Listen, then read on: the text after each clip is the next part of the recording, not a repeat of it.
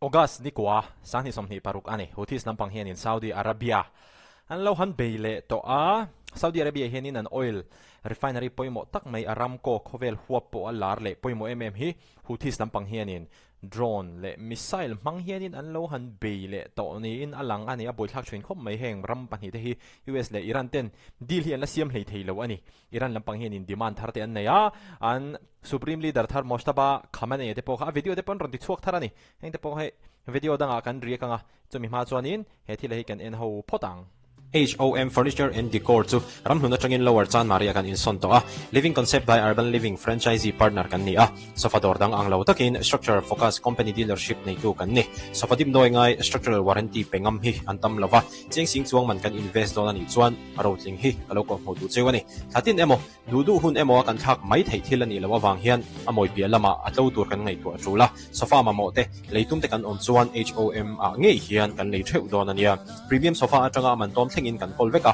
ground floor lama hian modern contemporary sofa kan display boka first floor hian royal sofa le modern luxury dutan boke customer tetan parking chatak kan awang hian in ron len lu de hadam ma tin she chen du le zo fe tur ne tetan phone number kan talana hian engtik lai po biak thei kan ni HOM Furniture and Decor Dr. Selbonga building Lower Chan Maria hian in Mangleng lu pe ngei don dia ani hi Hmar business and network a member ni thei an ni an rin tlak ani ti kha kan ron so yang le Our top focus this hour, Yemen's Houthis have struck Aramco's refinery in Jazan, Saudi Arabia that is, after it took responsibility of the attack on the Red Sea coast. This latest attacks on part Saudi Arabia lampang hianin Houthis te hi aluzuk beive ani. Chu Saudi Arabia lampang hianin amo phurna kha ke mani ti ani antia khatianga an ron ti hnu khanin Houthis lampang he teng hianin an lo che chuak vele halani. Ti chuanin voin hi kan nuam sam vak lawa ke ma hi mo ka o hi Hmar hay rieka trong vak vak ang kha kami kha ka ti thei chi lawa fo in chu ka riek lo mai do mol le o ka tia ma se ngoro min bei sei an tam don mai chu wan chon in ti ram te ang ka te ka ron riek ram ani mo kadam that le var vat thei na tur tan mi lo trong trai pui theu don ne de ha kan soi du bo kan ni of the Houthis took place despite the defense pact signed in Mecca between Saudi Arabia, Turkey and Pakistan. Houthi military spokesperson has said that the group succeeded in targeting the Aramco refinery in Jazan. Aramco hi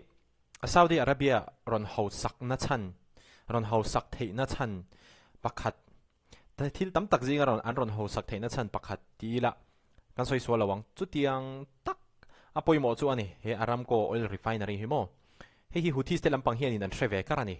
chu wang chuanin engdang beilo hianin Saudi Arabia han Aramco refinery amate po khani to tho Aramco kan be don an te tikhan vo tuna hianin an ron be to ani tin Saudi Arabia Turkey le Pakistan te hianin defense pact hi hethile an sign bok ani omzia chuanin heng ram pathum Saudi Arabia Turkey le Pakistan te hi defense lampanga hianin an thok ho don ti na ni na langa Hmar khanin Pakistan te po khanin tu te emoni kha Middle East ami a Muslim rampui te po kha defense pact te po kha lo sign pui to kha in rem na khanin Pakistan be ani chuan I kan ram be ang tluk ani tiang zonga agreement siam te po kha omni na langa amaro chu tun tum Saudi Arabia Turkey le Pakistan te na agreement an sign ero hi chuanin he military exercise and training ho dan tur ang vel kha ani zok ma in alang ani amaro chu heng Muslim ram pathum abigin Pakistan hi India then om ani boka wang henin India sarkar po henin a en thulu khop mai ne he Saudi Arabia Turkey le I Pakistan te na hetia agreement an sign hi mo kami hakan ron soitel tadu ani heta hianin Houthis te hianin Saudi Arabia Aramco oil refinery hi apoi mo si Saudi Arabia tan hian hi Houthis te hian an thchiang hle ani the drone and the strike was precise. Helai hi an ka pa ta tang hianin al na sadon ti achiang ani oil refinery hi mo hi satellite image ni na langa heta tang hianin mei khudum hi tiang hianin aron chuak na sa ani He added that the attack had been launched in response to Saudi incursions into territory in northwest Yemen. Saudi Arabia te khan be pian lo thak ve Houthis ten PHUBA an la ni tuna Houthis ten na PHUBA an lak na hi Saudi Arabia te hian in PHUBA an ron la let ve le anga atira United States le Iran te anin ka a topa indo hloi ang te po kha Saudi le Houthis te inkara te po hianin aron suak lobang ti asoi thei lo ane Saudi Arabia's Ministry of Energy said that the firefighters extinguished a fire that broke out at dawn in a facility that belonged to Saudi Aramco refinery in Jazan. However, it did not specify what caused the fire, while adding that there were no injuries. Yemen's Iran-aligned Hey, Ministry of Energy Saudi Arabia in Antutso ani tuk in zing kovardon na iver kanin an firefighter tesuanin Saudi Aramco kang may chuak hi an mit heya tisuanin thile liaman omlova amaro chu tu ti tak nge ti hi Ministry of Energy Saudi Arabia lampang hianin an soilawa amaro chu Yemen Iran hil khoi pakhat Houthis temo Anni hianin Saudi Aramco refinery hi kan be ani an ron tingam ngat mai ani anni hianin Saudi Arabia hin laulo rem khop mai Houthis have previously claimed attacks on Saudi oil facilities in Jazan, located on the Red Sea near the border with Yemen.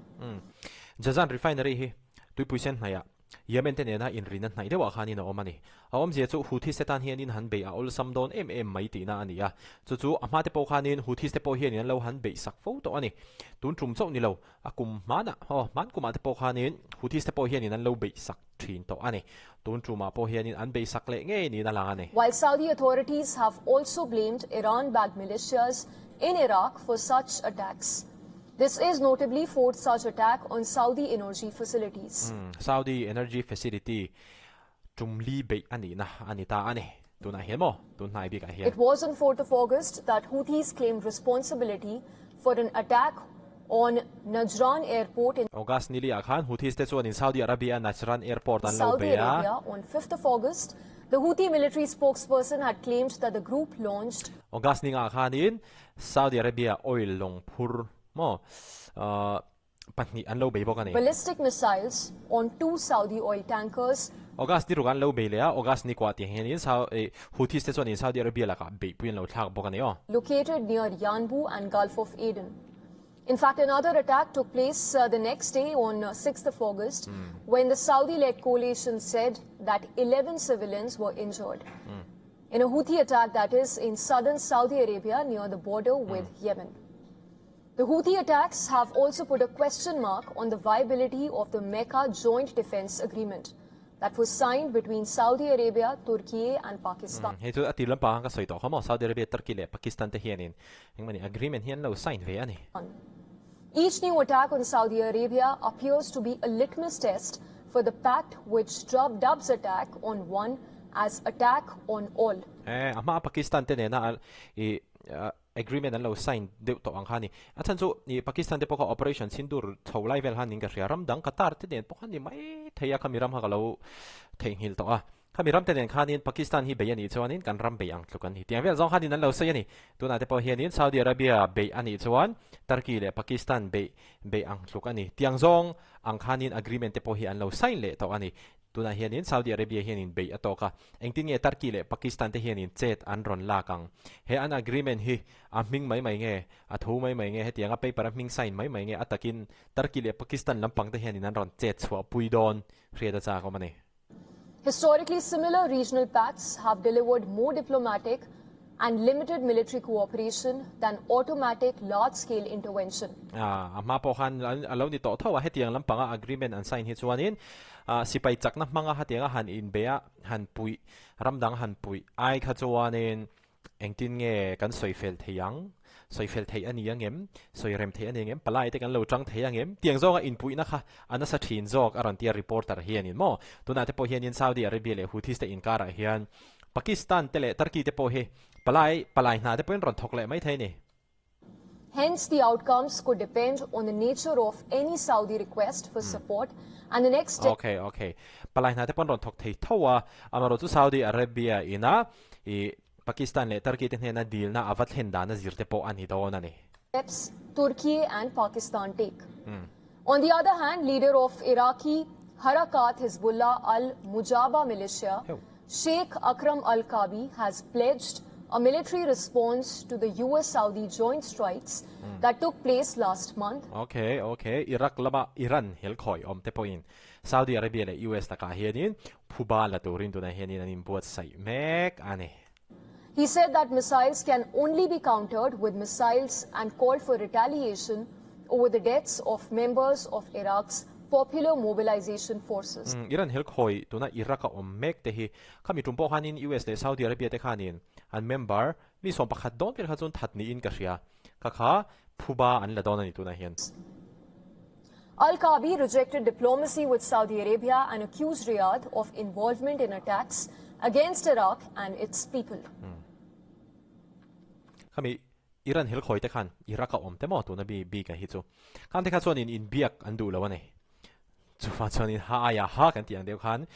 missile la be na hi missile thawin kan chang le tang an ron te ni he thila hi tuna Middle East lam bo ruak om chho mek mung chho mek ani video la kan in mule theu don ni o